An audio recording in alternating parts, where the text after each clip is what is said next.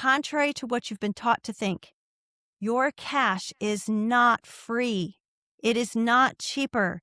It's actually the most expensive money you'll ever use. So learn to value it for what it really is.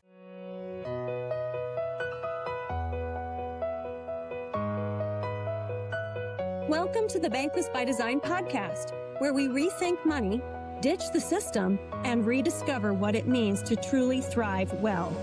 I'm Trisha Miller, mom of 7, financial coach, and founder of ThriveWell. Around here, we believe wealth is more than numbers. It's about freedom, stewardship, and building a legacy that lasts. If you're ready to challenge the norm and take back control of your financial life, you're in the right place. Welcome back to the Bankless by Design podcast. I'm here with my son, Jonathan, and we're going to be continuing through our Becoming Your Own Banker series. And today we're starting with a simple but eye-opening idea.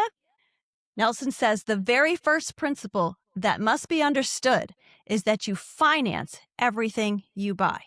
You either pay interest to someone else or you give up interest that you could have earned otherwise.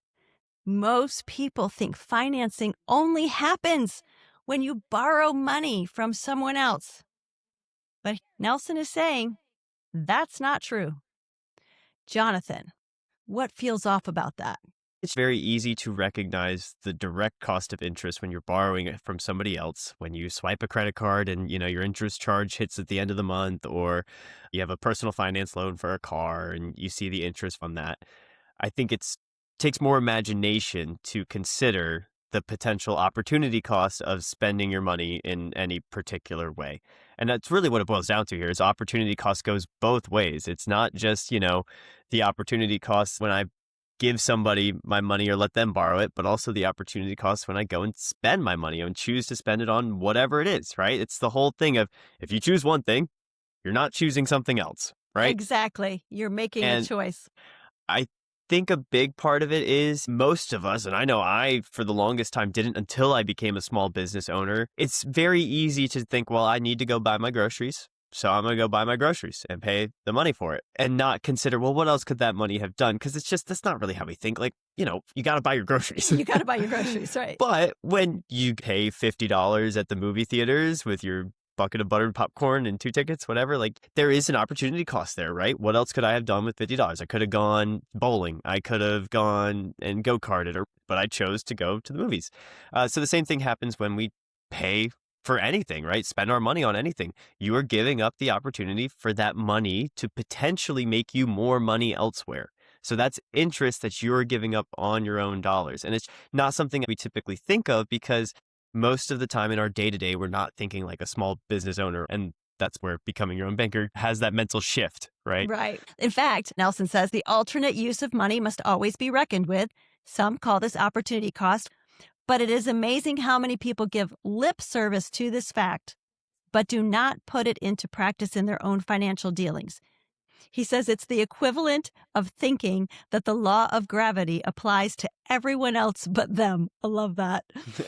So this is a wake-up call. We are talking about thinking differently about our own capital, valuing our own capital. What is the cost that we are paying when we pay cash? Because we've been taught you're only financing when you borrow from someone else. We're not taught that there's a cost to our cash. Would you just read the next couple of paragraphs in this book, and then we're going to dive into this a little bit further?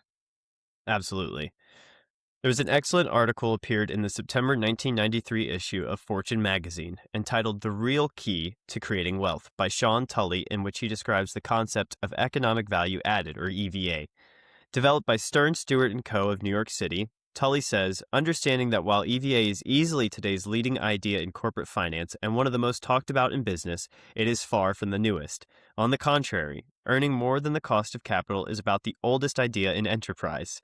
But just as Greece's glories were forgotten in the Dark Ages to be rediscovered in the Renaissance, so the idea behind EVA has often been lost in even darker muddles of accounting. Managers and investors who come upon it act as if they have seen a revelation. In summary, before being introduced to EVA, corporations were borrowing capital from banks and paying interest.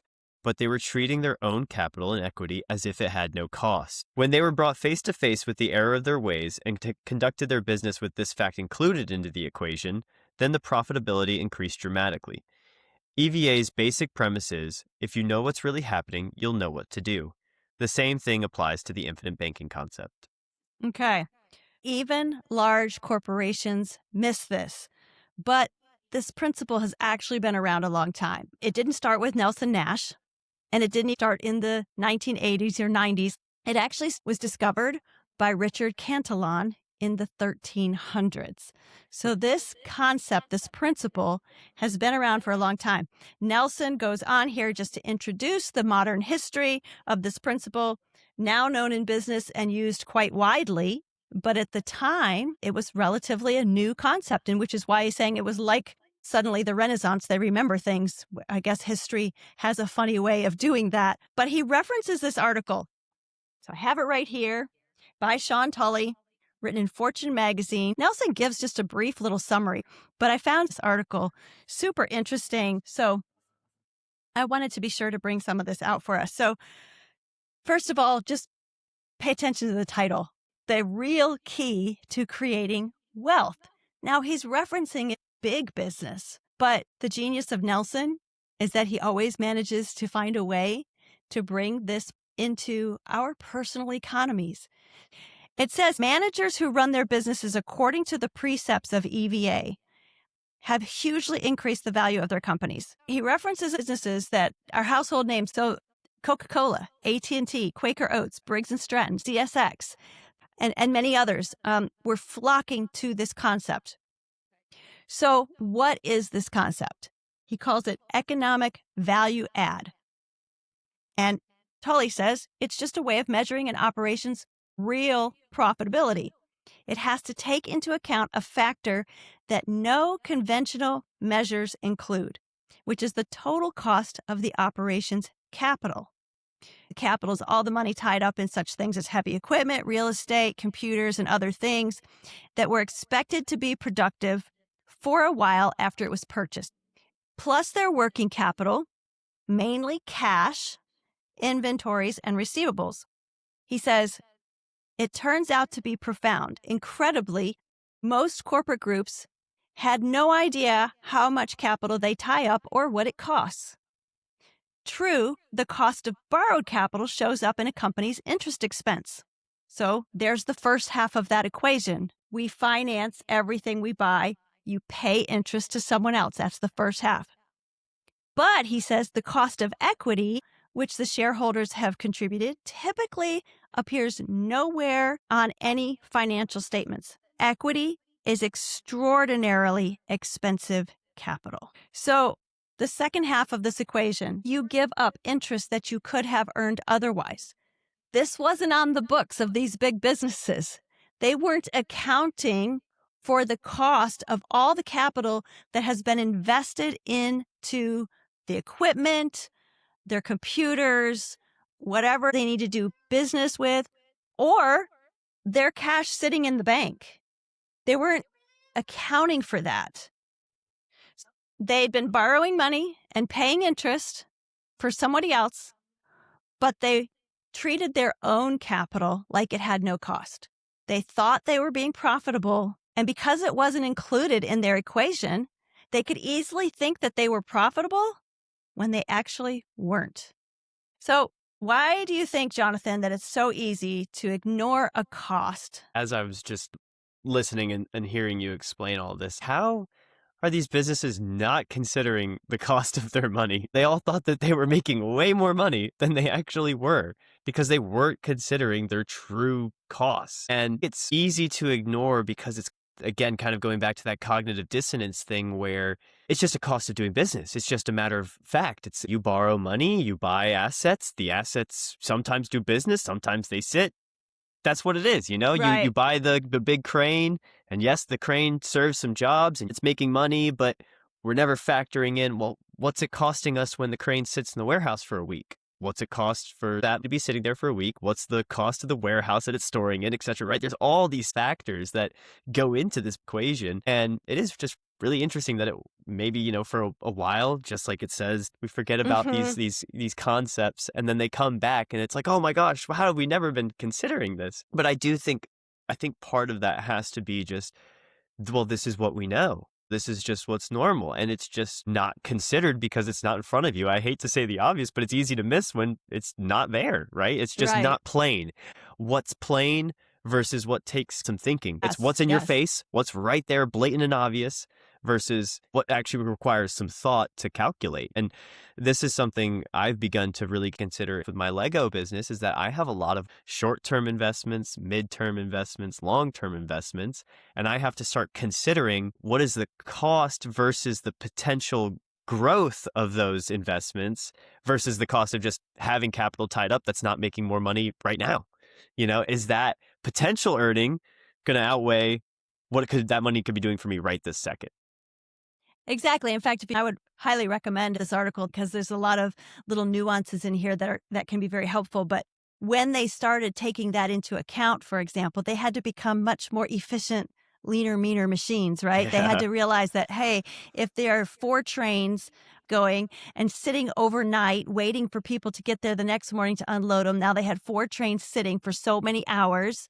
And so they changed the way they managed their business. So then they wound up sending 3 trains slower so that they didn't just sit, spent less money on the gasoline to get them there, but then they were more efficient because they were able to do the same thing with 3 trains instead of 4, because now the managers had to account for this new expense that they had previously been ignoring. So many times when we talk about the infinite banking concept, people will think, that's such an out-of-the-box thinking. It's unconventional. If you listen to my intro and my outro on this podcast, I talk about ditch the system. We're going to challenge the norm. We're going to think about doing money differently. Well, guess what? Big businesses came to a place where they said, we got to think about money and do it differently. We've got to rethink our thinking. We got to reconsider what was conventional. And when they did, their profits increased dramatically. So find encouragement here. You're not alone if you're needing to rethink your thinking and start doing money differently with the infinite banking concept. Essentially, that's what big business has already gone and done ahead of you.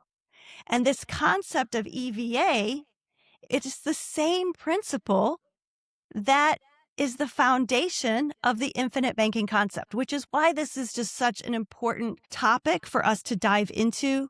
It's why I really wanted to spend a little time looking at this article. So same concept, different name perhaps. And again, this is the genius of Nelson Nash, taking a principle already understood, a truth, a concept that has been applied to big business and bringing it down to the you and me level for the ordinary individual, for ordinary families. So I want to point out a couple more things in this article that I think are important to grasp.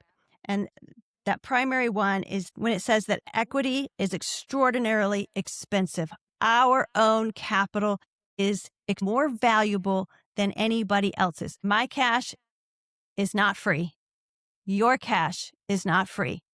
It's indeed the most expensive capital in existence. Why do I say this? Because your blood, sweat, and tears went into it to earn it. You gave up time with your family. You put all of your efforts into learning a skill. What is more precious than your own time? We have been sold a lie that time is money. Time is far more valuable than money. And yet we exchange that valuable time for money every day. So let me ask you a question, Jonathan. We're going to bring this home with an example. If I asked you if I could borrow $50 from you, it's Friday, I just need it for the weekend, I'll pay it back to you on Monday. Would you charge me interest? Would you lend me No. that $50? Yeah, I'd give you $50. Gee, thanks, son. I really appreciate that. This example shouldn't have been reversed. Shouldn't I be asking you for $50? That's okay. I'm hard up this weekend. I need $50. Okay. All right. So you probably wouldn't care that much about it because you figure it's a small amount of money. You know I'm good for it. I'm going to give it back to you quickly, right? Not a big deal. But what if I came to you and I asked if I could borrow $10,000 from you? but I'm going to need 5 years to pay this back to you. How do you feel about that now? Does that change things? Most people would say no. I'm just going to have to come up with a good savvy deal. Got to make it worth my time, the opportunity cost of I've my been $10,000. teaching you too much, haven't I? Yeah. So let me up the ante on this $10,000 for a little bit. This $10,000 was money that took you since middle school, all through middle and high school. You mowed lawns every summer. You pulled weeds in your mama's garden, and I know how much you absolutely loved that. I mean, you worked hard and you saved diligently all of those pennies over the course of like 6 years, and you finally got $10,000 in your piggy bank. It's all the money you have. And I'm coming to you and I'm saying, Jonathan, I'd really like to borrow that $10,000. Tell me how you feel about that now. Would you hesitate? Of course. I think we talk about this concept actually in Lego all the time, because what's called a motivated seller, right? Somebody that's actually interested in getting rid of their stuff versus an unmotivated seller, somebody that's like a collectionist, right? Like, he's not going to sell his stuff unless you're offering him a used car value, you know? And that's what I would be in this situation, right? That's all the $10,000 I have. I've sweated, I've worked, I've strived for that money. And now you're going to come to me and ask for it. As an unmotivated seller, I'm just going to ask for more in return for my $10,000. Right. At this point, yeah, you want some interest. absolutely. I'm going to want something in return for that $10,000. Okay. So just off the top of your head, what do you think you'd charge me in interest for that? For a period of 5 years. I know you'd probably really need to sit down and do the Yeah, math. you would really, well, and that's the problem is, right, is that you as the borrower are trying to go to a convenience source, perhaps that has less restraints or something like a bank, right? But then me as the source, like being an unmotivated one, I'm going to be in a position where I want to charge you more. So I would probably be like, it's got to be 10% interest at least. There's going to be terms and stipulations or something, right? I don't know. Maybe you've got to pay $1,000 back within the first 6 months or something, right? So that way you have I'm some not liquidity. dying. Yeah, so I Right. have some liquidity. So I can feed myself, right? It would definitely require a much more savvy deal on my end to justify giving up all my money, right? Okay, now let me up the ante one bit Gosh. further. What if you had already had plans to take that $10,000, start your own Lego business so that you could stop working your 9-to-5 job and you saw it as your ticket to time freedom? Now, what do you think? Yeah, I'm probably not going to loan you my money. And rightfully so, because it is now so valuable to you. Isn't it interesting how the value of your dollars just went up and up and up based on what? What was the difference? Me personally, what was my Right? needs? Sure. In the beginning, it was the amount of money. Yes, true. Yeah. Amount and then length of time. Length of time. The quantity of money, my needs, my plans for that money, whether or not it had an already planned outcome or not. Absolutely. All of those things were factored in. Suddenly, the value of your capital went through the roof, almost to the point of priceless. You're just not even willing to. How much interest would I have to pay you for that $10,000 Exactly. Wouldn't now? make economic sense for you. Because now all of a sudden that $10,000 represents so much of your own effort and sacrifice that you've put into it, plus all your hopes and dreams for the future. Here's the real question. So if that is the case, then why do we treat our own money like it has no value? Because that's what we do every time we say, I'm just going to pay cash. It'll be cheaper that way. But is it? We honor the bank's money every single time we borrow from them, and we pay them back with interest. But we treat our own like it's free. Where do you think we learned that? It's kind of ingrained. It's the fishbowl thing that we've talked about before, right? It's just the aquarium you're born in. It's what you're taught to do. I think it's, pretty standard for people to say, oh, well, if you're paying cash for it, you're not paying the credit card company. Because that's like the two direct examples that we deal with, right? It's, okay, you putting this on your credit card or you put it on the debit card? We only have two options. And so therefore you think, oh, well, if I'm not paying 18% interest on it, I got to be doing better. But you're not considering, maybe the 18% interest you could have made with that cash. Right. And perhaps that's part of the problem, is that we don't think that we actually could earn more money. But we still have to ask ourselves that question. Are we respecting our own money properly as we ought to? I want to give you a mathematical example to just really drive this point home for people so that they can actually see the potential of putting this principle into practice in their everyday lives. Again, I'm going to work with $10,000 just because it's an easy round number. And when I was thinking about this, I was like, what do I need in my near future that's probably around $10,000? And the first thing I thought of is I have some air conditioning units in my house that are like 24 years old. And any day now, I'm going to be shelling out $10,000 for a new air conditioning unit. So I have two choices here. I can save up my money and be prepared to pay cash for that air conditioning unit, or I could keep that $10,000 working for me and borrow to make the purchase instead. Now, how could I do that? First, let me just say, if I paid the $10,000 cash, what happened to my money? It's gone. It's gone. I don't have the $10,000 cash anymore. I have no potential of earning on that $10,000. I have an air conditioning unit. It's an exchange. Okay. All right. But what if I had taken that $10,000 and let's just say I took it to my local bank and I opened up a CD earning, say, 5% over the course of the next 5 years. And then I went to the banker and I said, hey, I just opened up a CD and I put $10,000 in there. So now I would like to collateralize that and borrow $10,000 from you, Mr. Banker. And I'm happy to pay you 8% on that loan. So I've put $10,000 in a CD, earning 5%, but I'm now borrowing it from the banker at 8% to go buy the air conditioning unit. What is your first thought when you hear that? You're still going to be spending more, right? Right. That's what we assume because you just heard that I'm only earning 5, but I'm paying 8%. So we look at that number and we go, oh, well, Negative 8 is more expensive than 5. Aren't I paying 3% more? Well, the problem is we often don't do the math. So let's do the math real quick. Now I'm going to use round numbers, so we're within a few dollars of each of these, okay? If I put $10,000 into that CD at 5%, at the end of 5 years, it grows to $12,800. When I borrow $10,000 from the bank at 8%, guess how much I've spent? $12,100. I'm actually $700 ahead by having put my money in the CD and borrowing against it rather than paying cash. At the end of 5 years, I have the air conditioning unit. I've paid $12,100 for the unit, but I have $12,800 sitting in the CD. So now I have the air conditioning unit and I still have my $10,000 plus interest. So I actually came out ahead by borrowing someone else's money, even at a higher interest rate than I did if I had paid cash and it was gone. Why do you think that works that way? Because of compounding interest, uninterrupted. Right, exactly. Because my $10,000 got to sit there compounding uninterrupted on an ever-increasing number.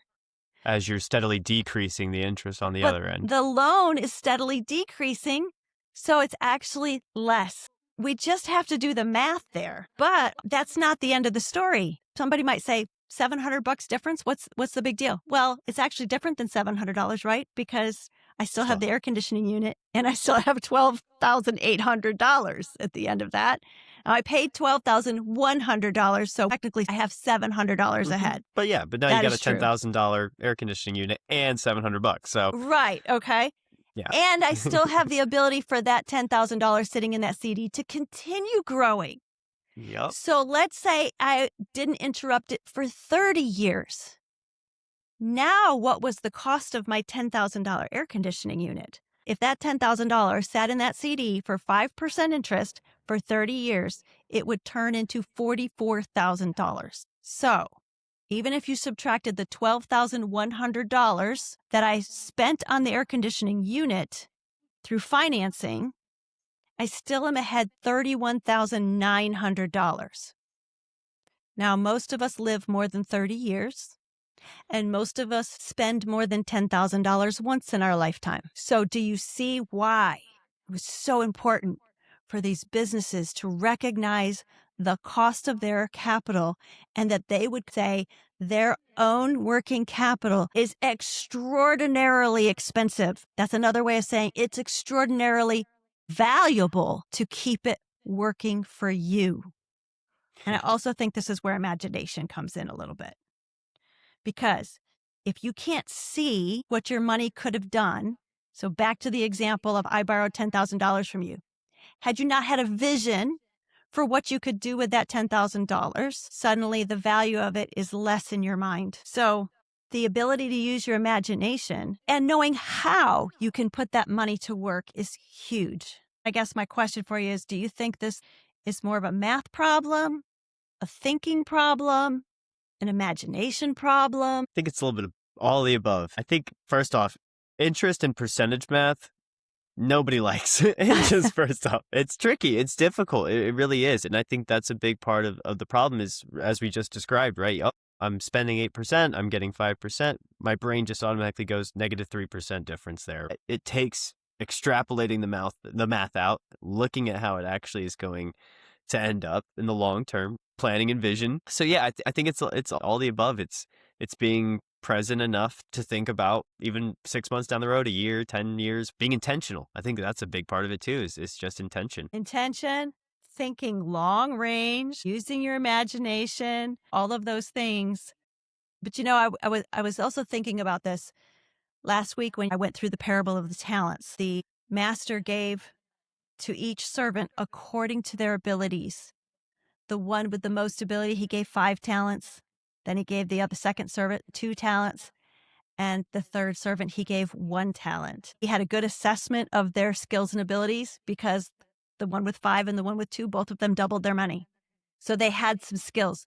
The third servant did not have the same skill set, which is why he only gave him 1. But when the servant just buried it in the ground and the master said, you should have at least put it on deposit with the bankers and earned interest.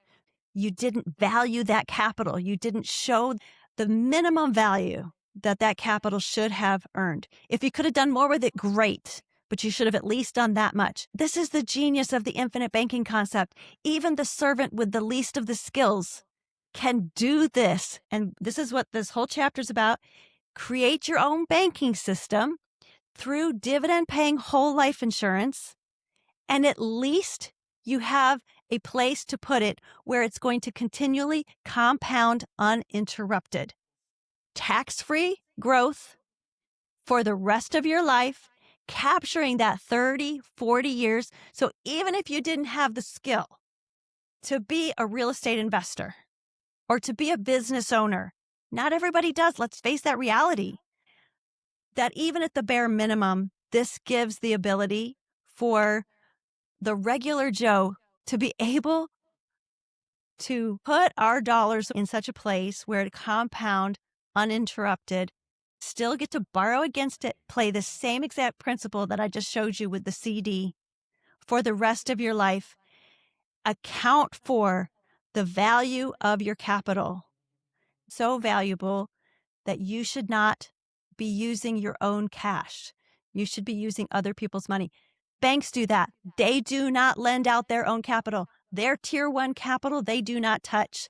They wait for your deposits and then they lend it out.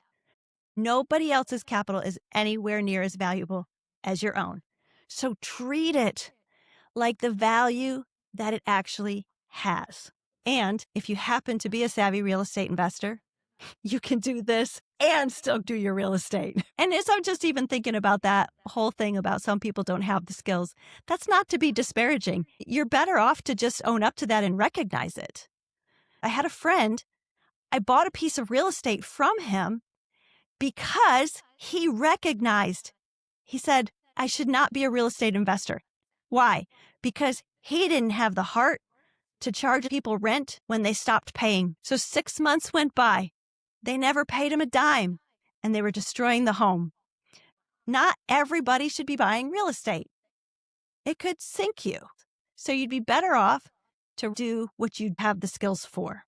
I think even if you're not somebody that might be a small business owner or have those skills, what have you, there's something Nelson says you should be in 2 businesses, right? Your own business and the business of banking. So at least learn that. You don't have to be a real estate investor. You don't have to sell Lego. You don't have to whatever. But you should learn that, because what it comes down to is if you're not considering the value, the cost of your money, of your capital, you're basically putting yourself at a disadvantage immediately because you think you're far better off than you actually are. And secondly, back to being in your own business, it comes down to being in a business that you know. Be involved in businesses that you understand. Yes. Like, don't go into something that you have no knowledge of. And if you are, learn about it first and then do it, right? Right. All of us have our skills. So what you're talking about, this idea of, equality and stuff, like, we're all different. We all And have our let's unique just abilities. appreciate Yeah. that. All right. So to just wrap up this article, the very last paragraph, and it says this: EVA is powerful and widely applicable because in the end, it doesn't prescribe doing anything. It is a method of seeing and understanding what is really happening to the performance of a business. Using it, many managers and investors see important facts for the first time. And in general, they validate EVA or IBC's basic premise: if you understand what's really happening, you'll know what to do. If you understand what's really happening with your dollars, you'll know what to do. It is the same thing. The infinite banking concept isn't something new. Nelson is just a genius that he took the vehicle of dividend paying whole life insurance, that contract, so that you could become your own banker and apply these same business principles to your own personal life so that you would have the key to creating real wealth. Think about the opportunity cost on that $10,000 we mentioned. It was $31,000 over the course of 30 years. What would it be over the course of 50 years? Now multiply that $10,000 times every $10,000 that is flowing through your hands over the course of a lifetime. You want to talk about real wealth? Capturing that will give you such a tailwind. It will create so much wealth. And the best part with the infinite banking concept, it goes to the next generation. And it only grows bigger and better, generation after generation. Once you see this, you cannot unsee this. So remember this: it is not about working any harder or making any more money. It's about how you are managing that which is already going through your hands. Contrary to what you've been taught to think, your cash is not free. It is not cheaper. It's actually the most expensive money you'll ever use. So learn to value it for what it really is. Any final thoughts from you, Jonathan, on this? Yeah, actually, the one that's been brewing in the back of my mind. So we didn't mention it in the article, but if you get the chance to read the article, you'll see a little bit about this. They go into detail about CSX and the railroad companies using the EVA concept. They don't give any context into what their profitability margins or reports were prior to using the EVA, but you would assume they would think they were profitable, right? At least. Sure. It says that when he used the EVA, he found that they were negative $70 million. So they thought That's right. they were doing well. And when he actually considered the cost of his capital, he recognized that he was $70 million per year in the hole. And so then he decided 5 years is how long his company had to at least get to break even on that factor before, otherwise he was going to sell it. So, this massive railroad company assumed they were profitable, finally considered the cost of their capital, recognized they were far from profitable, and then utilized that factor to turn profitable. So I just wanted to mention No, that. I'm so glad you brought that up. Is it any wonder we feel like we're going backwards if we're not accounting for the cost of our own capital? In fact, let me just add this little nugget here, I think, because it's applicable. When you become your own banker, people will say, then I have to borrow against the cash values and I have to have a loan and I have to pay it back with interest. Yes, you do, because that's the value of the capital. And if you cannot afford to do that, that's a pretty clear indicator you can't afford to spend that money. It's a great way of thinking about it in your accounting. Now you're accounting for the true cost in your economy. So I think that's related to what you were just saying there with CSX. I want to end this episode with a mindset shift. We're going to call this a Bankless by Design mindset shift. So our old thinking is if I pay cash, I save money. The new thinking is that every dollar has a cost, and I get to choose whose dollar I value the most. So we've touched on it here a little bit today, but next week we're going to talk about what it means to become the owner in the system. Until then, I hope if this episode was helpful, you would like it, subscribe, share it with a friend, someone you love. And as always, thank you so much for listening. Jonathan, thanks for being here. Have a great week. Thanks for tuning in to the Bankless by Design podcast, where we're done with the system and we're doing money differently. Be sure to subscribe, share this episode with someone who needs it, and visit us at banklessbydesign.com to learn how you can start living bankless by design.